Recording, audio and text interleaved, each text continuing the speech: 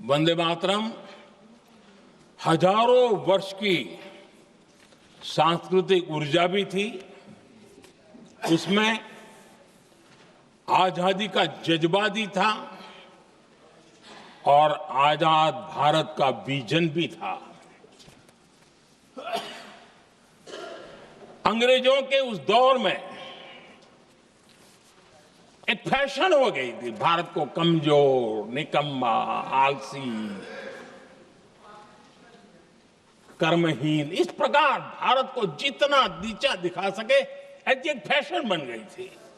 और उसमें हमारे यहां भी जिन्होंने तैयार किए थे वो लोग भी वही भाषा बोलते थे। तब बंकिम दा ने उस हीन भावना को भी झकझोरने के लिए और सामर्थ्य का परिचय कराने के लिए वंदे मातरम के भारत के सामर्थ्यशाली स्वरूप को प्रकट करते हुए आपने लिखा था,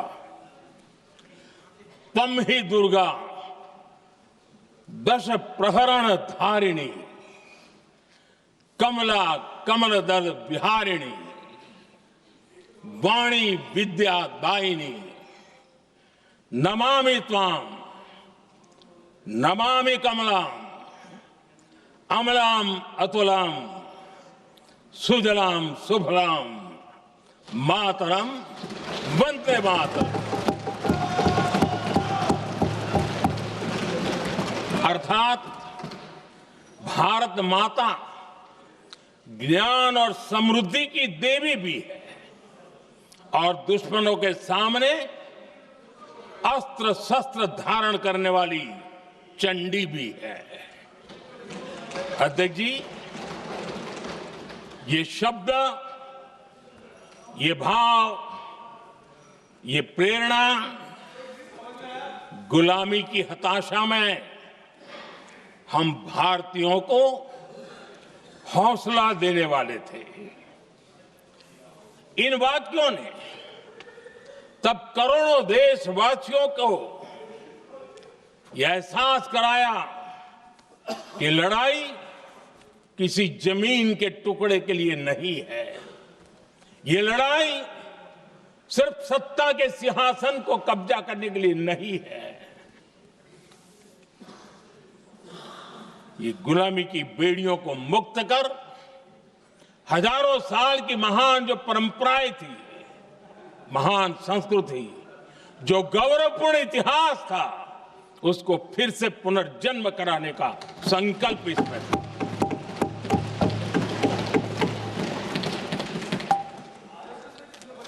आदरणीय अध्यक्ष जी,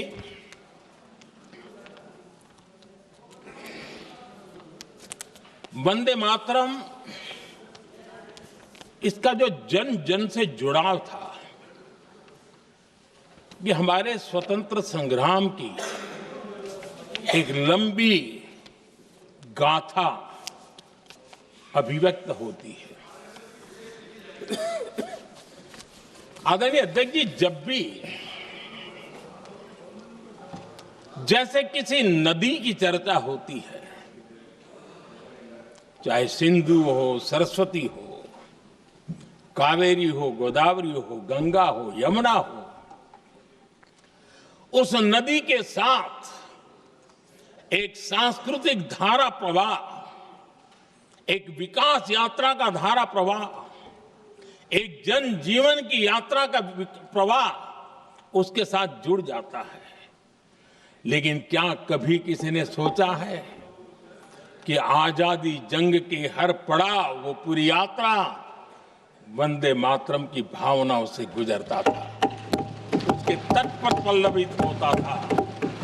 ऐसा भाव काव्य शायद दुनिया में कहीं उपलब्ध नहीं होगा। आदरणीय अध्यक्ष जी,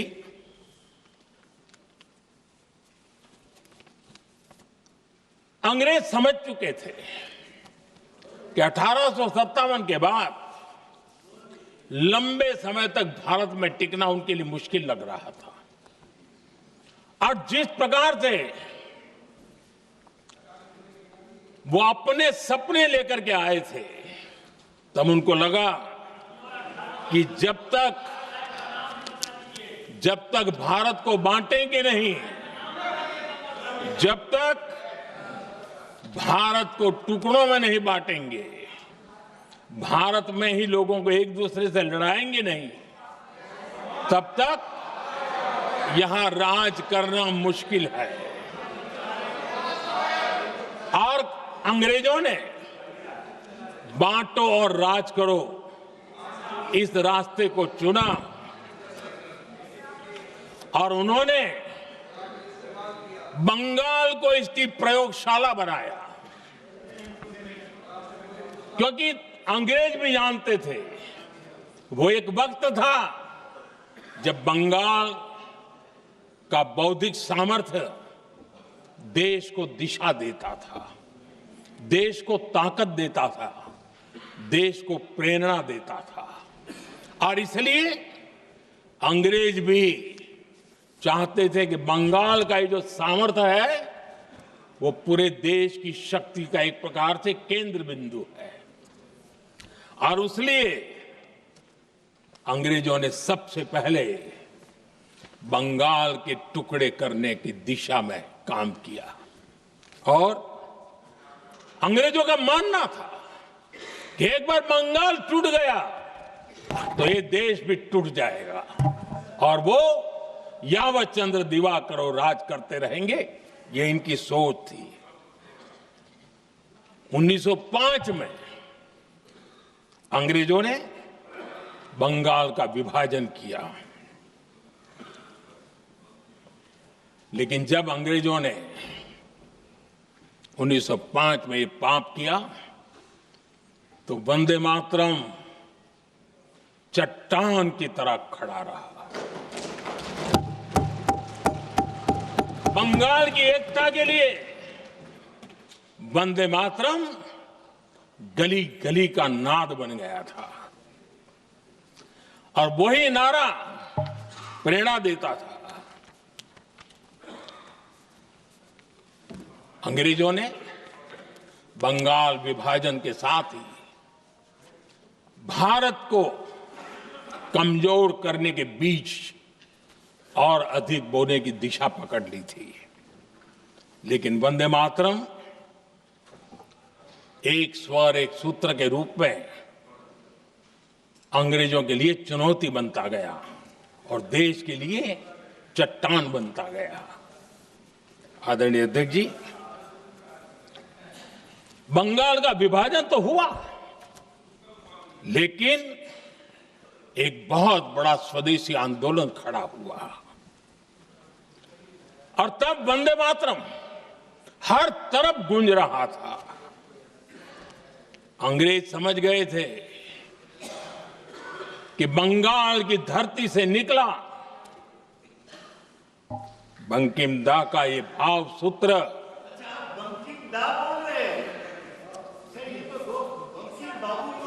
बंकिम बाबू बोले। अच्छा, थैंक यू। आपकी भावनाओं के लिए मैं आदर करता हूं। बंकिम बाबू ने थैंक यू दादा, थैंक यू। हाँ, आपको तो दादा कह सकता हूं ना, वरना उसमें भी आपको इतराज हो जाएगा। बंकिम बाबू ने ये जो भाव विश्व तैयार किया था, उनके भाव गीत के द्वारा उन्होंने अंग्रेजों को हिला दिया और अंग्रेजों ने देखिए कितनी कमजोरी होगी और इस गीत की ताकत कितनी होगी। अंग्रेजों ने उसको कानूनी रूप से प्रतिबंध लगाने के लिए मजबूर होना पड़ा था। गाने पर सजा, छापने पर सजा, इतना ही नहीं, वंदे मातरम शब्द बोलने पर भी सजा। इतने कठोर कानून लागू कर दिए गए थे। हमारे देश की आजादी के आंदोलन में सैकड़ों महिलाओं ने नेतृत्व किया, लक्षावधि महिलाओं ने योगदान दिया। एक घटना का मैं जिक्र करना चाहता हूं। बारिसाल में वंदे मातरम गाने पर सर्वाधिक जुल्म हुए थे। वो बारिसाल आज भारत का हिस्सा नहीं रहा है और उस समय बारिसाल की हमारी माताएं, बहनें, बच्चे मैदान में उतरी थी वंदे मातरम के स्वाभिमान के लिए। इस प्रतिबंध के विरोध में लड़ाई के मैदान में उतरी थी और तब बारिसाल की एक वीरांगना श्रीमती सरोजिनी बोस, जिन्होंने उस जमाने में वहां की भावना को देखिए और उन्होंने कहा था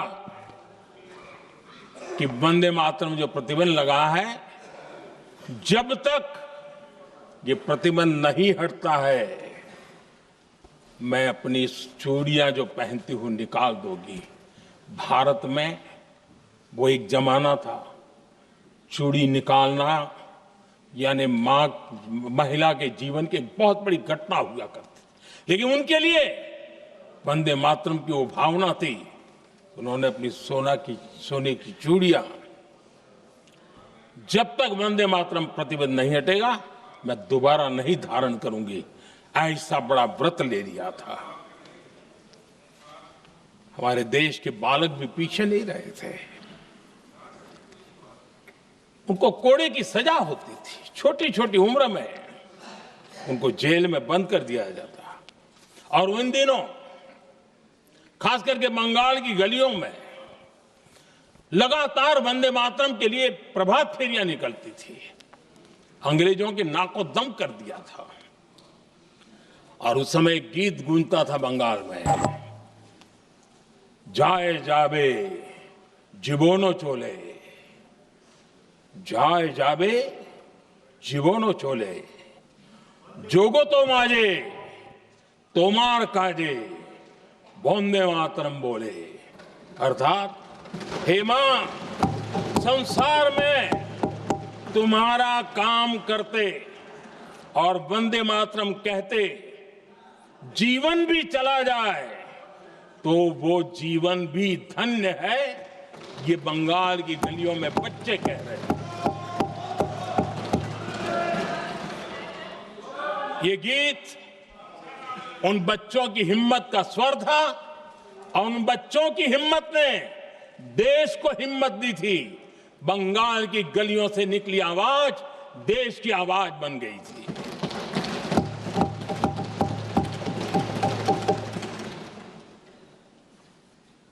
उन्नीस 1905 में फरीदपुर के गांव में बहुत छोटी छोटी उम्र के बच्चे जब वंदे मातरम के नारे लगा रहे थे, अंग्रेजों ने बेरहमी से उन पर कोड़े मारे थे। यानी एक प्रकार से जीवन और मृत्यु के बीच लड़ाई लड़ने के लिए मजबूर कर दिया था। इतना अत्याचार हुआ था। 1906 में नागपुर में नील सिटी हाई स्कूल के उन बच्चों पर भी अंग्रेजों ने ऐसे ही जुल्म किए थे। गुनाह यही था कि वो एक स्वर से वंदे मातरम बोल करके खड़े हो गए थे। उन्हें वंदे मातरम के लिए मंत्र का महात्म्य अपनी ताकत से सिद्ध करने का प्रयास किया था। हमारे जांबाज सपूत बिना किसी डर के फांसी के तख्त पर चढ़ते थे और आखिरी सांस तक वंदे मातरम, वंदे मातरम, वंदे मातरम, यही उनका भाव घोष रहता था। खुदीराम बोस, मदनलाल ढींगरा, राम प्रसाद बिस्मल, अशफाक उल्लाह खान, रोशन सिंह, राजेंद्र नाथ लाहिड़ी, रामकृष्ण विश्वास, अनगिनत जिन्होंने वंदे मातरम कहते कहते फांसी के फंदे को अपने गले पर लगाया था। लेकिन देखिए ये अलग अलग जेलों में होता था, अलग अलग इलाकों में होता था। प्रक्रिया करने वाले चेहरे अलग थे, लोग अलग थे, जिन पर जुल्म हो रहा था उनकी भाषा भी अलग थी, लेकिन एक भारत श्रेष्ठ भारत, इन सब का मंत्र एक ही था, वंदे मातरम।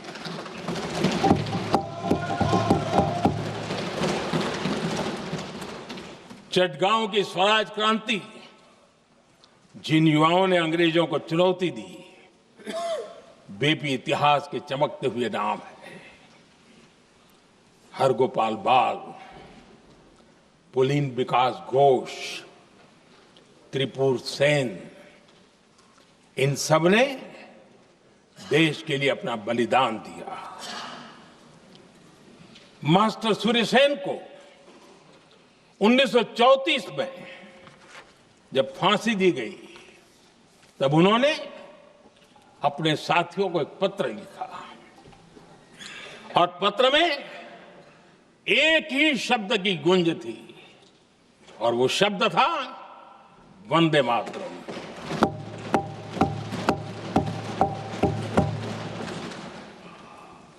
आदरणीय अध्यक्ष जी, हम देशवासियों को गर्व होना चाहिए। दुनिया के इतिहास में कहीं पर भी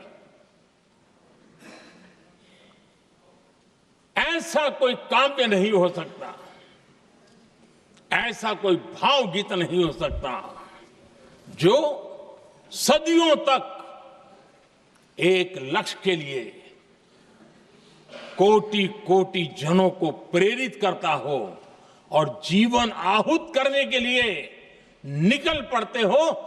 दुनिया में ऐसा कोई भावगीत नहीं हो सकता जो वंदे मातरम। पूरे विश्व को पता होना चाहिए कि गुलामी के कालखंड में भी ऐसे लोग हमारे यहां पैदा होते थे जो इस प्रकार के भावगीत की रचना कर सकते थे। ये विश्व के लिए अजूबा है, हमें गर्व से कहना चाहिए, तब दुनिया भी मानना शुरू करेगी। ये हमारी स्वतंत्रता का मंत्र था, ये बलिदान का मंत्र था, ये ऊर्जा का मंत्र था, ये सात्विकता का मंत्र था, ये समर्पण का मंत्र था, ये त्याग और तपस्या का मंत्र था, संकटों को सहने का सामर्थ्य देने का ये मंत्र था, और वो मंत्र वंदे मातरम था। और इसलिए गुरुदेव रविंद्रनाथ टैगोर ने लिखा था,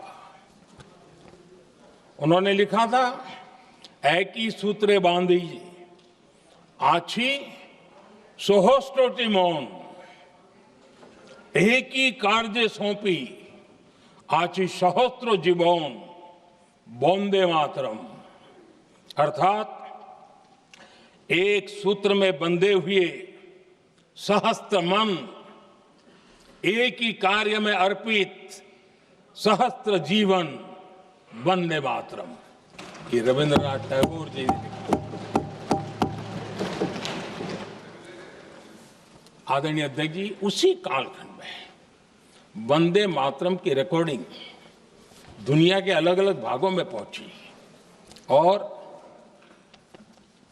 लंदन में जो क्रांतिकारियों की एक प्रकार से तीर्थ भूमि बन गया था, वो लंदन का इंडिया हाउस, वीर सावरकर जी ने वहां वंदे मातरम गीत, और वहां ये गीत बार बार गूंजता था। देश के लिए जीने मरने वालों के लिए वो एक बहुत बड़ा प्रेरणा का अवसर रहता था।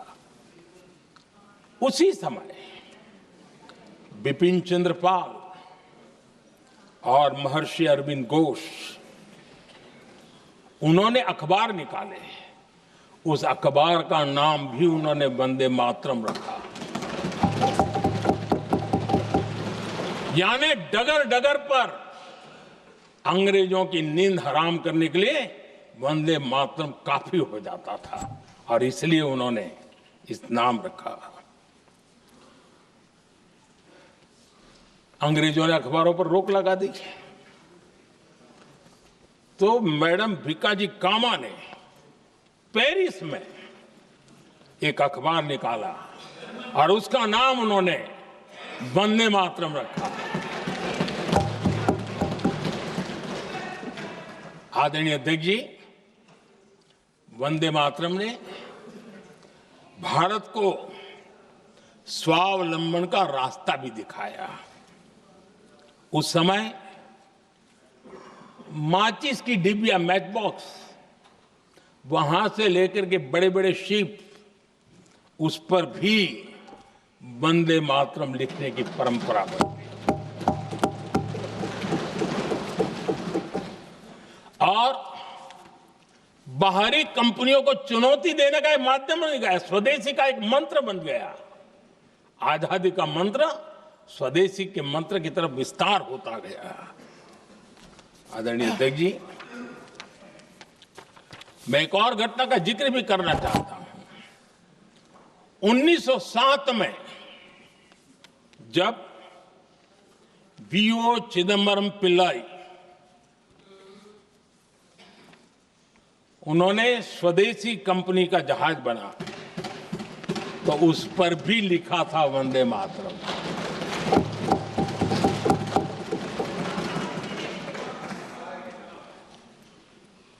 राष्ट्र कवि सुब्रमण्य भारती ने वंदे मातरम को तमिल में अनुवाद किया, स्तुति गीत लिखे। उनके कई तमिल देशभक्ति गीतों में वंदे मातरम की श्रद्धा साफ साफ नजर आती है। शायद सभी लोगों को, हो सकता है तमिलनाडु के लोगों को पता हो, लेकिन सभी लोगों को ये बात का पता न हो कि भारत का ध्वज गीत भी सुब्रमण्यम भारती ने ही लिखा था। उस ध्वज गीत का वर्णन जिस पर वंदे मातरम लिखा हुआ था, तमिल में इस ध्वज गीत का शीर्षक था ताइन माणी कोड़ी पारीर, तालंदु पणिंदु पुलहिंद्रु वारीर। अर्थात देश प्रेमियों, दर्शन कर लो, सविनय अभिनंदन कर लो, मेरी मां की दिव्य ध्वजा का वंदन कर लो।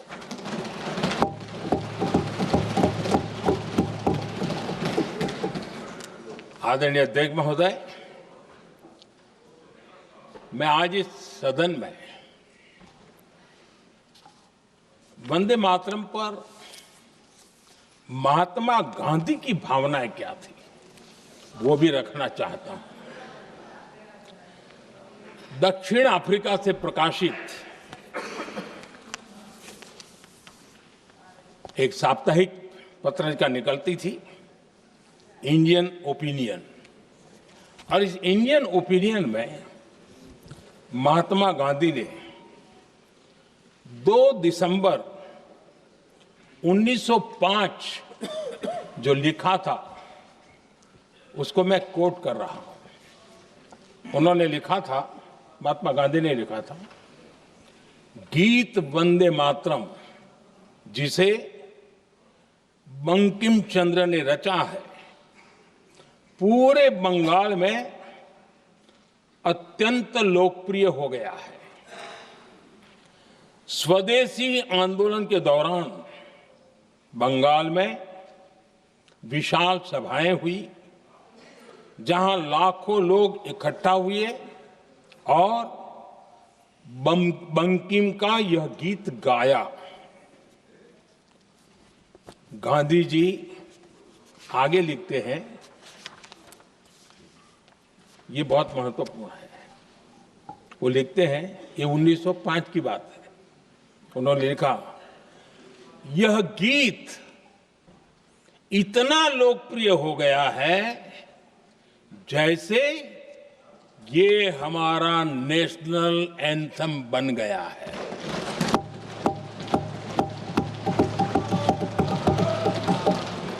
इसकी भावनाएं महान है और यह अन्य राष्ट्रों के गीतों से अधिक मधुर है। इसका एकमात्र उद्देश्य हम में देशभक्ति की भावना जगाना है। यह भारत को मां के रूप में देखता है और उसकी स्तुति करता है। अध्यक्ष जी,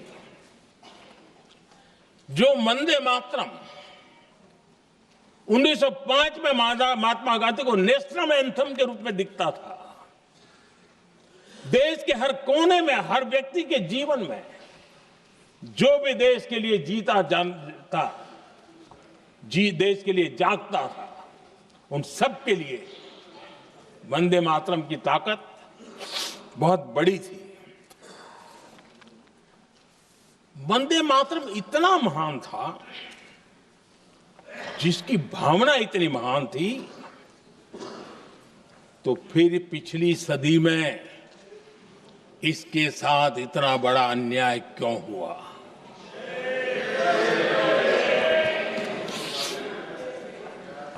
वंदे मातरम के साथ विश्वासघात क्यों हुआ?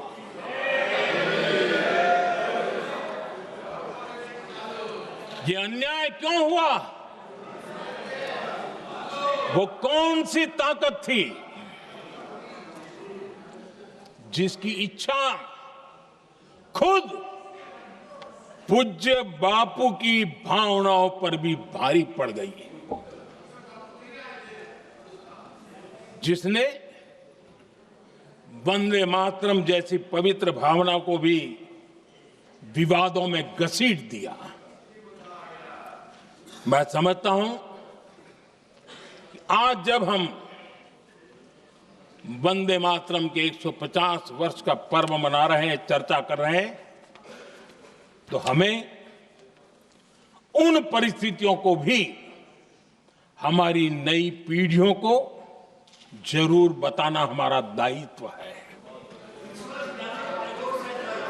जिससे के वजह से वंदे मातरम के साथ विश्वासघात किया गया।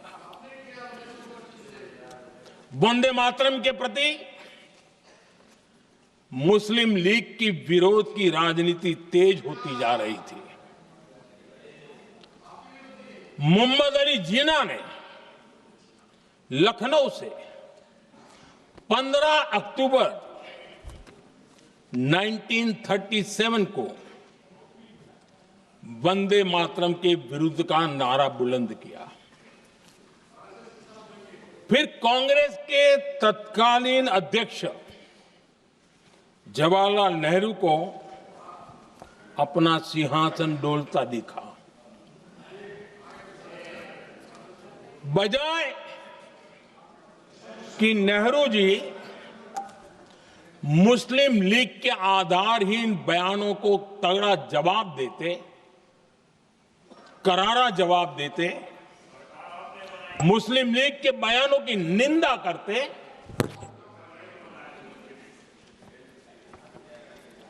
और वंदे मातरम के प्रति खुद की भी और कांग्रेस पार्टी की भी निष्ठा को प्रकट करते,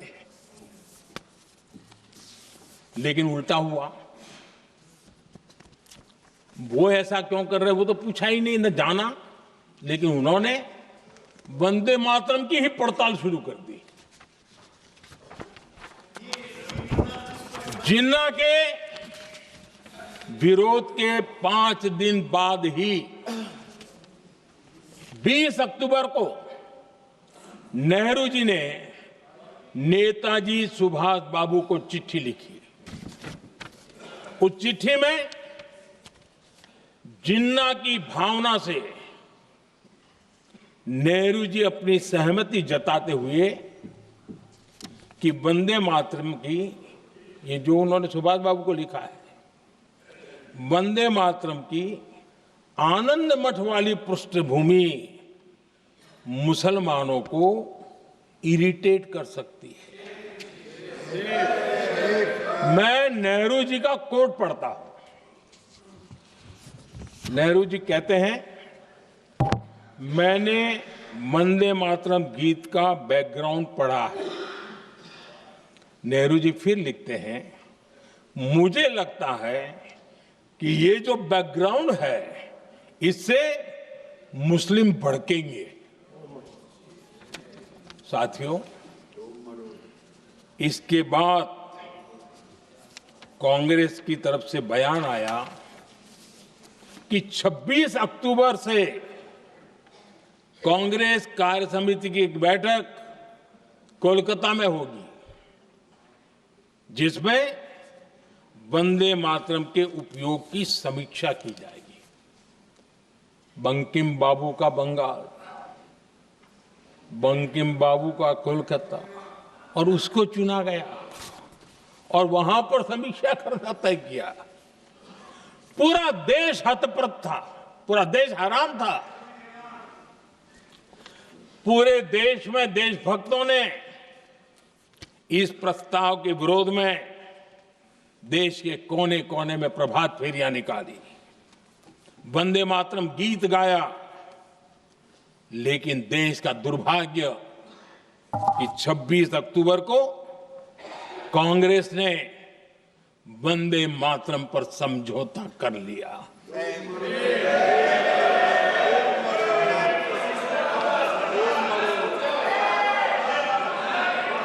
वंदे मातरम के टुकड़े करने के फैसले में, वंदे मातरम के टुकड़े कर दिए। उस फैसले के पीछे नकाब ये पहना गया, चोला ये पहना गया कि ये तो सामाजिक सद्भाव का काम है। लेकिन इतिहास इस बात का गवाह है कि कांग्रेस ने मुस्लिम लीग के सामने घुटने टेक दिए और मुस्लिम लीग के दबाव में किया। और कांग्रेस का ये तुष्टीकरण की राजनीति को साधने का एक तरीका था। आदरणीय अध्यक्ष जी, तुष्टीकरण की राजनीति के दबाव में कांग्रेस वंदे मातरम के बंटवारे के लिए झुकी। इसलिए कांग्रेस को एक दिन भारत के बंटवारे के लिए झुकना पड़ा।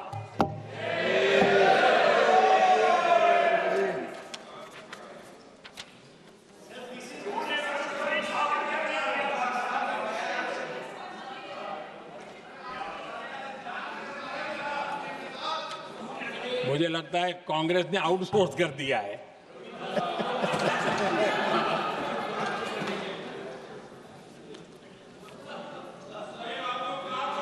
दुर्भाग्य से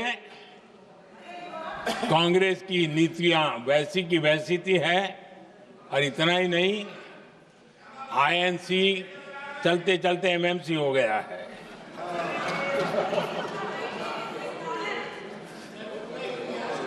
आज भी कांग्रेस और उसके साथी और जिन जिन के नाम साथ कांग्रेस जुड़ा हुआ है, सब वंदे मातरम पर विवाद खड़ा करने की कोशिश करते हैं। आदरणीय अध्यक्ष महोदय, किसी भी राष्ट्र का चरित्र, उसकी जीवटता, उसके अच्छे कालखंड से ज्यादा जब चुनौतियों का कालखंड होता है, जब संकटों का कालखंड होता है, तब प्रकट होती है, उजागर होती है और सत्य अर्थ में कसौटी से कसी जाती है। जब कसौटी का काल आता है, तब ही ये सिद्ध होता है कि हम कितने दृढ़ हैं, कितने सशक्त हैं, कितने सामर्थ्यवान हैं। 1947 में देश आजाद होने के बाद देश की चुनौतियां बदली, देश की प्राथमिकताएं बदली, लेकिन देश का चरित्र, देश की जीवटता वही रही, वही प्रेरणा मिलती रही। भारत पर जब जब संकट आए, देश हर बार वंदे मातरम की भावना के साथ आगे बढ़ा।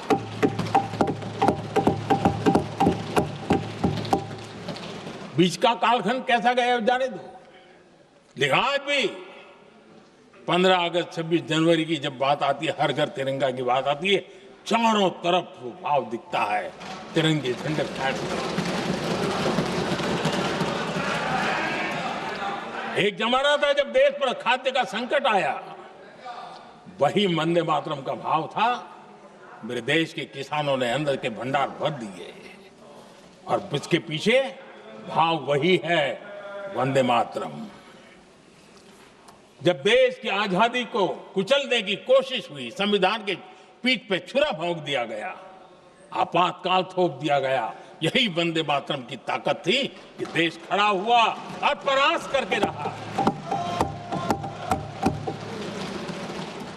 देश पर जब भी युद्ध थोपे गए, देश को जब भी संघर्ष की नौबत आई, यही वंदे मातरम का भाव था। देश का जवान सीमाओं पर अड़ गया और मां भारती का झंडा फहराता रहा, विजय से प्राप्त कर। कोरोना जैसे वैश्विक महासंकट आया, यही देश उसी भाव से खड़ा हुआ, उसको भी परास्त करके आगे बढ़ गया। आदरणीय अध्यक्ष जी, यह राष्ट्र की शक्ति है, यह राष्ट्र को भावनाओं से जोड़ने वाला सामर्थ्यवान एक ऊर्जा प्रवाह है, ये चेतना प्रवाह है, ये संस्कृति की अविरल धारा का प्रतिबिंब है, उसका प्रकटीकरण है। ये वंदे मातरम हमारे लिए सिर्फ स्मरण करने का काल नहीं, एक नई ऊर्जा, नई प्रेरणा का लेने का काल बन जाए, और हम उसके लिए प्रति समर्पित होते चले। और मैंने पहले कहा, हम लोगों पर तो कर्ज है वंदे मातरम का। वही वंदे मातरम है जिसने वो रास्ता बनाया, जिस रास्ते से हम यहां पहुंचे हैं, और इसलिए हमारा कर्ज बनता है।